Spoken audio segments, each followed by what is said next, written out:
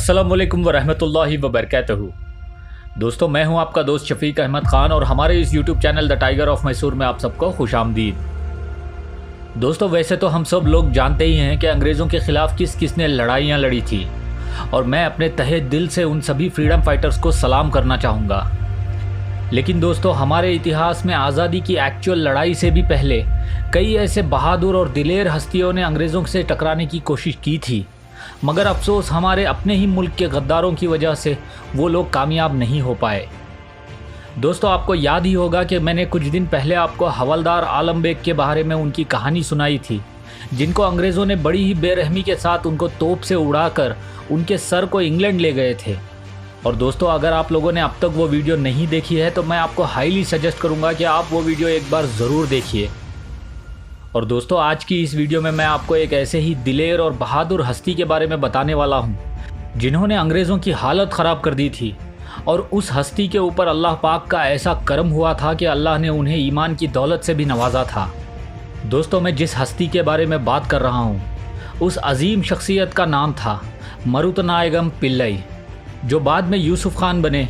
और अंग्रेज़ों और उनके चमचों की उन्होंने ऐसी हालत ख़राब कर दी थी साउथ इंडिया में कि अंग्रेज़ पनाह मांगने पर मजबूर हो गए थे। दोस्तों, मरुतनायगम पिल्लई उर्फ यूसुफ खान साहब की पैदाइश 1725 के आसपास तमिलनाडु के एक छोटे से इलाके रामनाथपुरम के पन्नयूर गांव के पास हुई थी। दोस्तों, याद रखिए, ये वाक़या 1725 और 1764 के बीच में हुआ था, यानी कि हज़रत टीपू सुल्तान की शहादत से भी लगभग 50 साल पहले। और दोस्तों, कुछ रिवायतों के हिसाब से ये कहा जाता है कि मरुतनायगम पिल्लई पांडियन डायनेस्टी के वंशज हुआ करते थे, जो उस ज़माने में साउथ इंडिया पे रूल करते थे।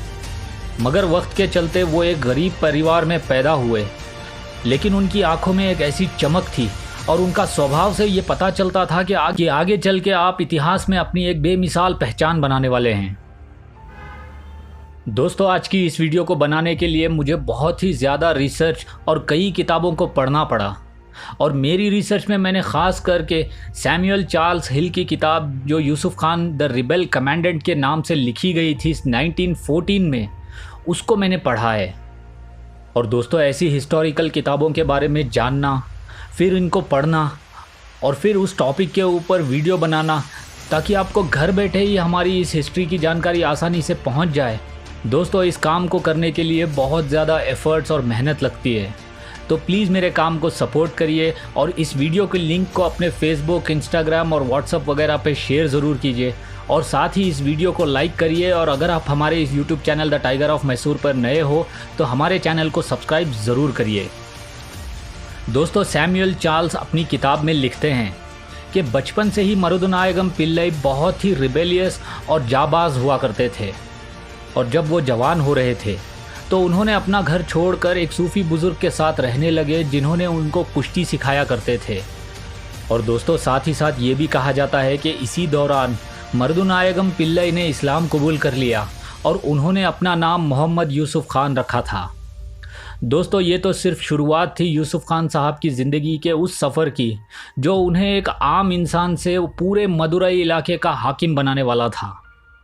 दोस्तों, कहा जाता है कि अपने उस्ताद से तालीम हासिल करने के बाद यूसुफ खान साहब अपनी ज़िंदगी के सफ़र में आगे बढ़ गए और कुछ दिन एक जहाज़ी के तौर पे उन्होंने काम किया। फिर कुछ दिनों के बाद वो एक दर्जी की तरह एक टेलर भी बने, और फिर कुछ दिनों के बाद यूसुफ खान साहब पौंडीचेरी चले गए और वहाँ जाकर उन्होंने एक फ्रेंच गवर्नर जैकेस लॉ के पास काम करने लगे। दोस्तों, कहा जाता है कि यहीं पर इसी दौरान उनकी दोस्ती एक और फ्रेंच आदमी से हुई जिसका नाम मार्चंट था, और ये फ्रेंच आदमी जिसका नाम मार्चंट था बाद में चलकर ये यूसुफ खान साहब की फ्रेंच फ़ौज का कैप्टन भी बनाया गया था यूसुफ खान द्वारा। दोस्तों, इस नाम मार्चंट को याद रखिए, क्योंकि यूसुफ खान साहब की इस कहानी में ये बहुत ही इम्पॉर्टेंट रोल प्ले करने वाला है। वक्त बीतता रहा और यूसुफ खान साहब पौंडीचेरी में ही काम किया करते थे, और दोस्तों, वहाँ पर उन्होंने फ़्रेंच लिखनी और पढ़नी प्रॉपरली सीख ली। मगर कुछ लोगों को उनकी ये तरक्की पसंद नहीं आई और यूसुफ खान साहब के ऊपर एक झूठा चोरी का इल्ज़ाम लगाकर उन्हें काम से निकाल दिया गया। मगर यूसुफ खान साहब ने हिम्मत नहीं हारी और आप पौंडीचेरी को छोड़कर तंजौर के पास जाकर बस गए। जहां पर उनकी ताकत और उनके पहलवानी के इल्म को लेकर तंजौर की फ़ौज में उन्हें एक पैदल सिपाही की पोस्ट मिल गई। और कहा जाता है कि यूसुफ खान बड़ी ही खुशी के साथ वहां पर वो एक पैदल सिपाही की नौकरी करने लग गए। और वही तंजौर के पास उसी दौरान एक और इंग्लिश कैप्टन, जिनका नाम कहा जाता है कि ब्रूटन था, उन्होंने यूसुफ खान साहब की अक्लमंदी और उनकी पढ़ाई की चाहत को देखकर उन्हें इंग्लिश पढ़ना और लिखना सिखा दिया। दोस्तों, मैं कहना चाहूँगा कि यूसुफ खान साहब की ज़िंदगी के अंदर ये लर्निंग फेज चल रहा था, जिसमें पहले तो उन्हें एक सूफ़ी बुज़ुर्ग ने कुश्ती सिखाई और साथ ही उन्हें मारिफत इलाही के बारे में भी समझाया। और इसके बाद ऐसा असर हुआ यूसुफ खान साहब पे कि उन्होंने इस्लाम अपनाया और फिर वो पांडिचेरी गए थे। फिर वहाँ पर उन्होंने फ्रेंच सीखी और फिर तंजौर आकर उन्होंने इंग्लिश सीखी।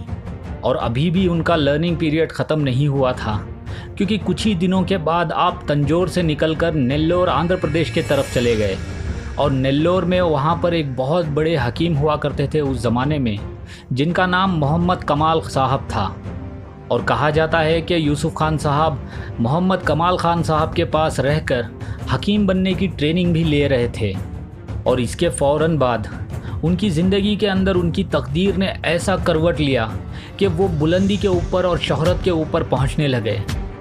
शुरू में तो कहा जाता है कि वो एक तांगलदार यानी टैक्स कलेक्टर बनाए गए थे, और फिर उसके बाद आप एक हवलदार बने, और बस कुछ ही वक्त के बाद आप एक सूबेदार भी बन गए एक छोटे से सूबे के। और सूबेदार बनने के बस कुछ ही वक्त के बाद आप आरकोट के नवाब चंदा साहिब के पास आकर वहाँ पर उनका काम देखने लगे एक सूबेदार के हैसियत से। और दोस्तों, कई हिस्टोरिकल बुक्स में ये लिखा गया है कि जब यूसुफ खान साहब आरकोट में थे तो उसी दौरान उन्हें एक पोर्चुगीज़ लड़की से प्यार हो गया, जिनका नाम मार्सिया कहा जाता है। और बहुत ही जल्द यूसुफ खान साहब ने मार्सिया से शादी भी कर ली। और इसके बाद आपने अपनी ज़िंदगी के अंदर और तरक्की करते हुए पोर्चुगीज़ के कई लोगों को अपने पास काम पे रखा, और साथ ही खुद भी पोर्चुगीज़ लैंग्वेज को पूरी तरह से सीखने में लग गए।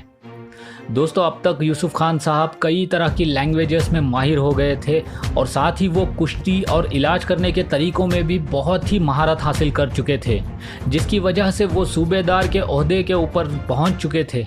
मगर दोस्तों, 1751 के आसपास पिछले आरकोट के नवाब के बेटों के बीच में तख्त को लेकर कई सारी लड़ाइयाँ शुरू हो गई। और इन लड़ाइयों के अंदर चंदा साहब ने फ्रेंच की मदद मांगी और मोहम्मद अली वल्लाजा ने ब्रिटिश की मदद मांगी थी। और क्योंकि यूसुफ खान साहब तो चंदा साहब के लिए काम किया करते थे, तो उन्हें भी इस लड़ाई में उतरना पड़ा। और दोस्तों, अगर आप लोगों ने मेरी पिछली कुछ वीडियोस देखी है तो उसमें मैंने आपको रॉबर्ट क्लाइव की एक रूम और दिल्ली गेट को दिखाया था आरकोट के अंदर, जिसमें रॉबर्ट क्लाइव रहा करता था। दोस्तों, ये वही रॉबर्ट क्लाइव है जिसने चंदा साहब की फ़ौज को बुरी तरह से हरा दिया, और बाद में अंग्रेज़ों ने चंदा साहब को भी मार दिया था।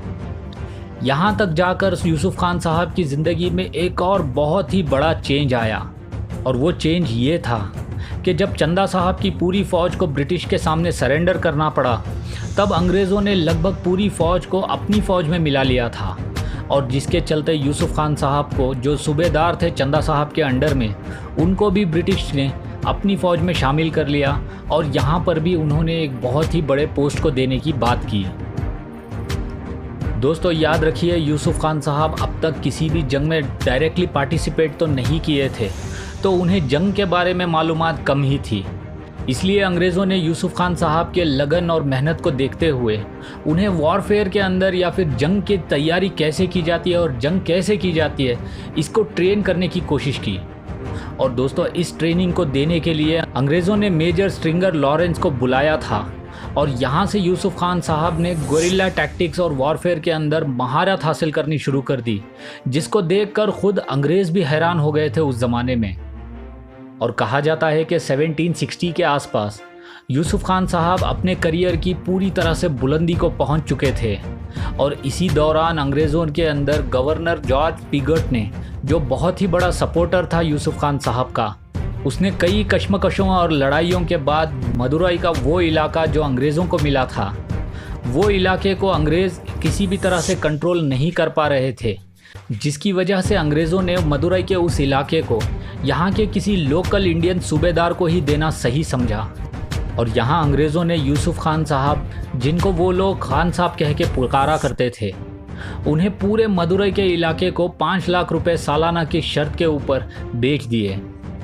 दोस्तों, अब यूसुफ खान साहब पूरे मदुरई के इलाके के ऊपर हाकिम बन चुके थे और रूलर या हाकिम बनते ही यूसुफ खान साहब ने सबसे पहला काम ये किया कि उन्होंने मीनाक्षी टेम्पल की वो ज़मीन जिसको लूट ली गई थी उसको वो वापस दिलवाए और फ़ौरन उन्होंने मदुरई के आसपास के रास्तों को ठीक करवाया और साथ ही वहाँ पर कई तालाब और कुएं खुदवाए, कई मस्जिदों, मंदिरों और दरगाहों की मरम्मत करवाई। और इसी तरह के कई कामों की वजह से आप यूसुफ खान साहब लोगों के दिलों में बस गए और कहा जाता है कि मदुरई के आसपास चारों तरफ खुशहाली और तरक्की होने लगी थी यूसुफ खान साहब की वजह से।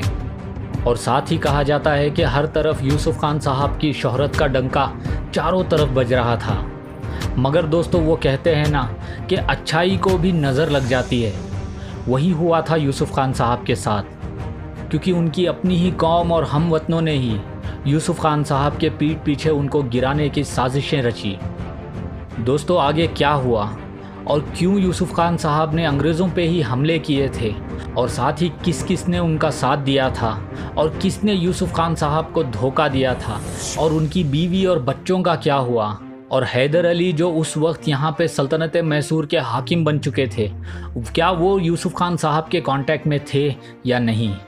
और सबसे ख़ास बात कि यूसुफ खान साहब की जब शहादत हुई उस वक्त उन्होंने कौन सी ऐसी करामत दिखाई थी जिस चीज़ ने ब्रिटिश राइटर्स को भी शॉक कर दिया था उस ज़माने में। और साथ ही यूसुफ खान साहब के जिस्म के 6 टुकड़े क्यों किए गए। दोस्तों, मैं इन सब सवालों के जवाब आपको आने वाली नेक्स्ट पार्ट यानी कि पार्ट 2 के अंदर बताऊंगा। और आज की इस फर्स्ट पार्ट वाली वीडियो में बस इतना ही।